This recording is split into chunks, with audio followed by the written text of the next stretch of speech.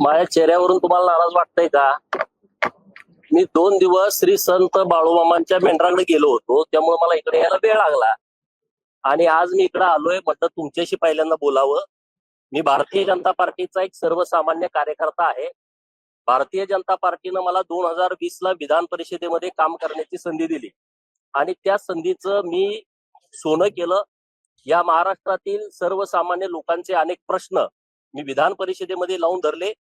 विधान परिषदेच्या बाहेर रस्त्यावरची सुद्धा जेव्हा लढाई करावी लागली तेव्हाही तिथं मी लढाई लढलेलो आहे. नंतर मला पक्षानं विधानसभेची जत विधानसभा मतदारसंघामधून उमेदवारी दिली. माझा मतदारसंघ हा सांगली जिल्ह्यातील खानापूर मतदारसंघ आहे.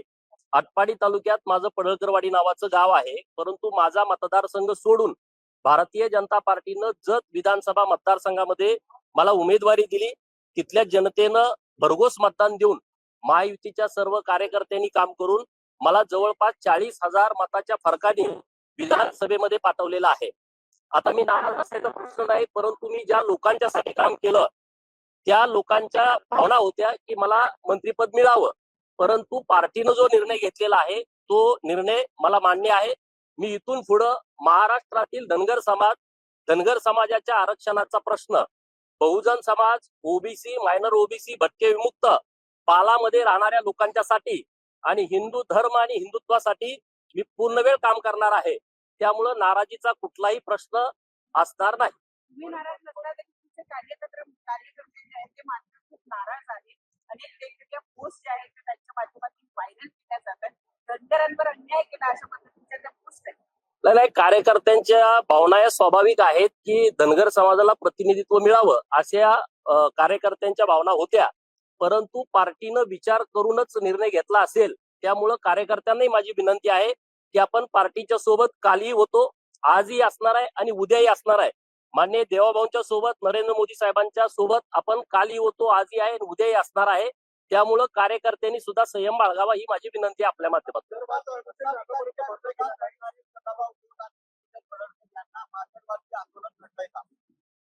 नाही, असं काय मला वाटत नाही. मार्करवाडीमध्ये जो ईव्हीएमचा विषय होता त्या विषयामध्ये मला तर ते अजिबात वाटत नाही. कारण ईव्हीएमच्या विषयामध्ये मी आणि सदाभाऊ एक स्पष्ट भूमिका घेऊन समोर गेलो होतो. ज्या लोकांचा आक्षेप होता त्या लोकांना आव्हान आम्ही केलं होतं की तुमच्याकडे जर काय पुरावे असतील तर तुम्ही समोर आलं पाहिजे. परंतु तसं कोणी आज आलेलं दिसत नाही.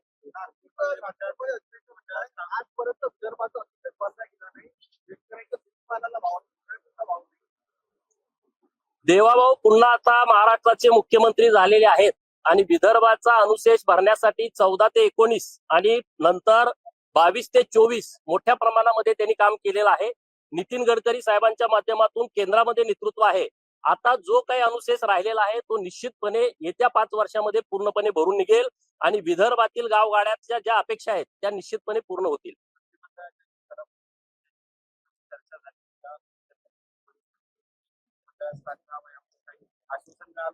हे बघा, आता हा काही विषय फार महत्वाचा आहे असं मला वाटत नाही. त्यामुळे त्याच्यावरती चर्चा होणं जास्त गरजेचं आहे, असं काही त्याचा भाग नाही.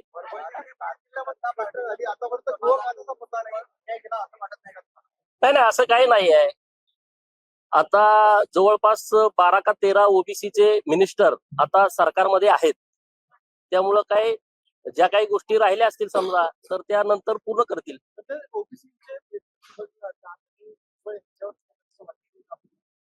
बघा, भुजबळ साहेब हे वरिष्ठ नेते आहेत आणि जेव्हा ओबीसीच्या आरक्षणाचा संरक्षणाचा विषय आला त्या काळामध्ये उघड भूमिका घ्यायला कुणीच तयार नव्हतं आणि त्या काळामध्ये माननीय छगन भुजबळ साहेबांनी अत्यंत धाडसी भूमिका घेतलेली आहे आणि त्यामुळं ओबीसी समूहाच्या मनामध्ये भुजबळ साहेबांचं एक वेगळं स्थान आहे.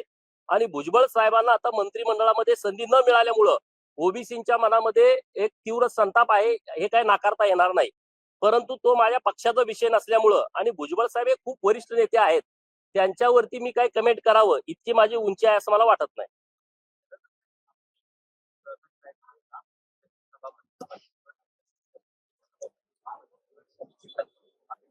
चांगली गोष्ट आहे. मी भारतीय जनता पार्टीचं, महायुतीचं मनापासून आभार व्यक्त करतो की विधिमंडळामधली वरिष्ठ जी पोस्ट आहे त्या पोस्ट वरती माननीय राम शिंदे सरांना संधी मिळते. ही आमच्यासाठी अभिमानाची बाब आहे. मी परत एकदा महायुतीच्या सर्व नेत्यांचं, माननीय देवेंद्र फडणवीस साहेबांचं, नरेंद्र मोदी साहेब, अमित शहा साहेब, जे.पी. नड्डा साहेब आणि चंद्रशेखर बावनकुळे साहेब आणि जे महायुतीतले नेते आहेत, माननीय एकनाथ शिंदे साहेब यांचं मनापासून आभार व्यक्त करतो.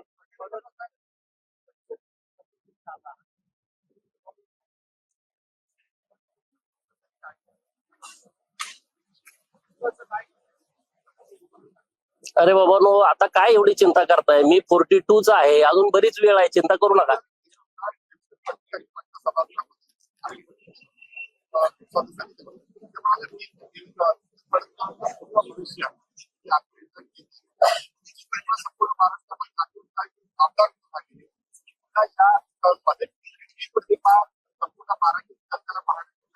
हे बघा, मी जी भूमिका घेऊन पहिल्यापासून काम करतोय त्या भूमिकेपासून मी तसूभरही बाजूला हटणार नाही. गावगाड्यातल्या कुठल्याही जनतेचा विषय, कोणत्याही लोकांचा प्रश्न माझ्याकडे आला तर मी सत्ताधारी पक्षातला आमदार असल्या कारणानं मी सभागृहामध्ये आवाज उठवेन. जर तिथं जरी न्याय नाही मिळाला तर रस्त्यावरची लढाई करण्यासाठी मी लोकांच्या सोबत कायम असेल. त्यामुळं त्या भूमिकेमध्ये अजिबात बदल होईल असं मला अजिबात वाटत नाही. ज्यांच्या बरोबर माझी वैचारिक दुश्मनी आहे ती दुश्मनी काल जी होती ती आज राहील, उद्या पण तीच राहील. त्यामध्ये काही बदल होईल असं मला अजिबात वाटत नाही.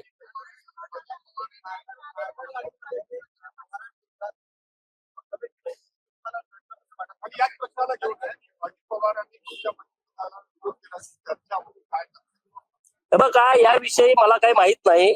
याविषयी मला जेव्हा काही माहिती होईल तेव्हा निश्चितपणे या विषयावरती मी बोलेन. अरे असं काही नाही, मी माननीय देवाभाऊंची भेट पण घेतली, त्यांची माझी माझं वेगळं नातं आहे. त्यामुळे तुम्ही मी नाराज आहे असं काही करू नका, काही चिंता करू नका. मी पहिल्यापेक्षा जोमानं भारतीय जनता पार्टीचं काम करेल आणि निश्चितपणे भारतीय जनता पार्टीचा विचार तळागाळात पोहोचवण्यासाठी रात्रंदिवस मेहनत घेईन आणि हिंदुत्व आणि हिंदू धर्मासाठी पूर्ण वेळ मी काम करायचं ठरवलंय.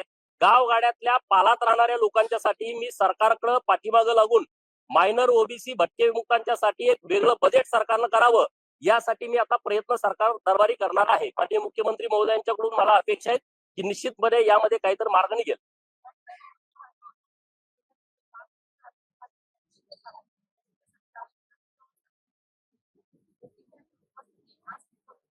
हे बघा, भटक्या विमुक्तांमध्ये अनेक जमाती असे आहेत की ज्यांना अजून स्वतःचं घर नाही. तुम्ही जो प्रश्न विचारलाय तो अगदी बरोबर आहे.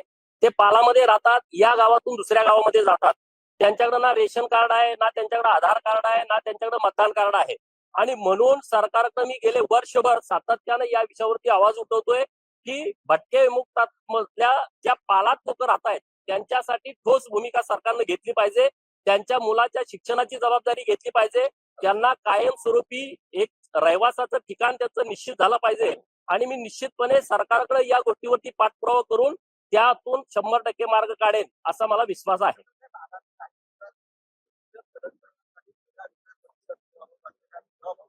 बघा, देवाभाऊ राज्याचे मुख्यमंत्री झाले हेच आमच्यासाठी खूप महत्वाचं आहे. गोपीचंद पडळकरच्या मंत्रिपदाचा विषय फार महत्वाचा आहे असं मला वाटत नाही. बाकीचे काही प्रश्न आहेत त्या प्रश्नावरती आम्ही जोमानं काम करू. देवाभाऊंच्या पाठीमागं, भारतीय जनता पार्टीच्या पाठीमागं ताकदीनं उभा राहू. त्यांच्या विरोधात जर चुकीचं कोणी बोलायला लागलं तर त्यांना त्याच पद्धतीनं उत्तर देण्याची भूमिका भाजपच्या वतीनं मी निश्चितपणे घेईन.